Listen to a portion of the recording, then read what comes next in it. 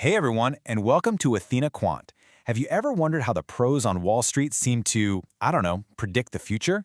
Well, it's not a crystal ball, I can tell you that. It's something called integral calculus. And today, we're going to pull back the curtain and show you exactly how they use it. So really, how do they do it? How does a quant look at the market and put an actual precise number on the odds of a huge crash or a massive rally? Let me be clear, it is not guesswork, and it's definitely not magic. It's a very specific kind of math, and we're about to break it all down. All right, here's our game plan. We're going to start with the big why. Like, why should you even care about calculus in your portfolio? Then we'll get into the what. What on earth is an integral anyway? After that, we'll connect the dots from the math to your actual assets, look at a real-world example with SPY, and wrap it all up with a toolkit that, I promise, makes a whole lot of sense. Okay, first up, let's really pop the hood on modern finance, right? We're going to take a look at this invisible engine that powers pretty much everything, and that engine is calculus in your portfolio. So you might not see it, but trust me, it's always working behind the scenes. This is what quants are using to figure out the expected payoff of a trade, to calculate the exact odds of a stock making a big move, and even to price those really complex things like options. But here's the kicker, and maybe the most important part, it's how they quantify risk. They use these incredible tools like value at risk, and don't worry, we're definitely going to get into that one. All right, so how do we go from these, abstract curves on a math textbook page to actual concrete answers we can use to make money? Well, to do that, we have to break down what an integral really is. Okay, look, I see the symbol on screen. I know it looks a little scary, but don't let it fool you. Seriously, at its very core, an integral is just a really powerful way of adding things up. It's like a supercalculator, but it's built for a world that's always in motion. Now, the simplest way to picture this in your head is to think about the area under a curve. And this is the key insight.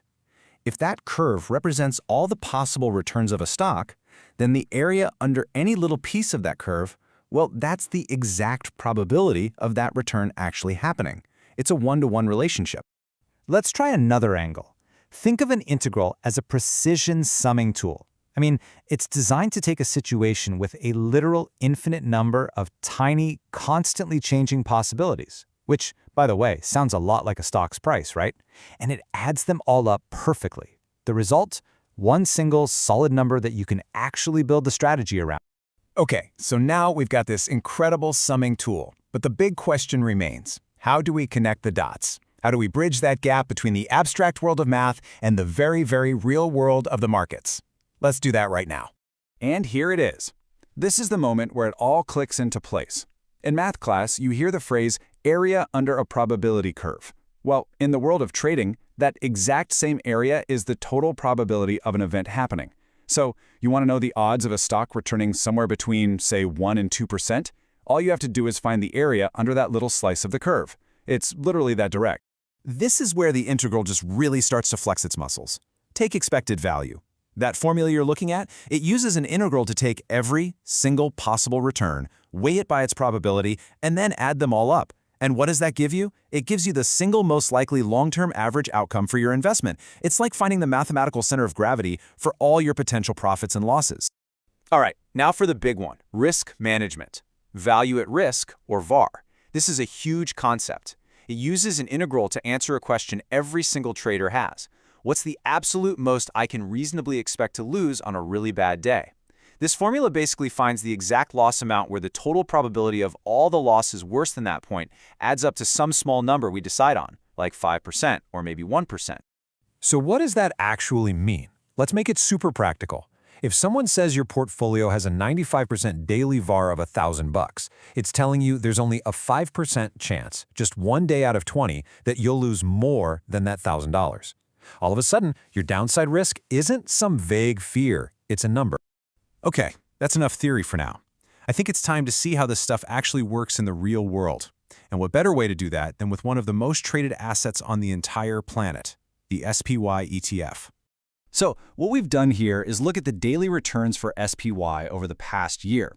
We're going to model them using that classic bell curve. You've all seen it in statistics. And what the data tells us is pretty interesting. The average daily return was tiny, just over 0.06%, but the standard deviation, which you can just think of as its normal day-to-day wiggle, was almost 0.9%. And boom, here's where the math becomes incredibly useful.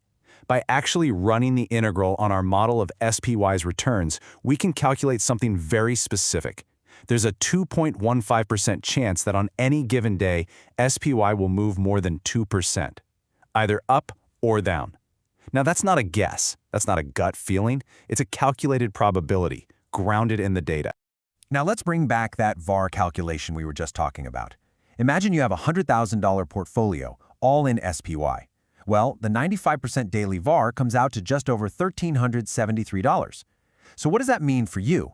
It means that on 19 out of every 20 trading days, you can expect to lose less than that amount. And just like that, risk goes from a scary idea to a hard dollar figure.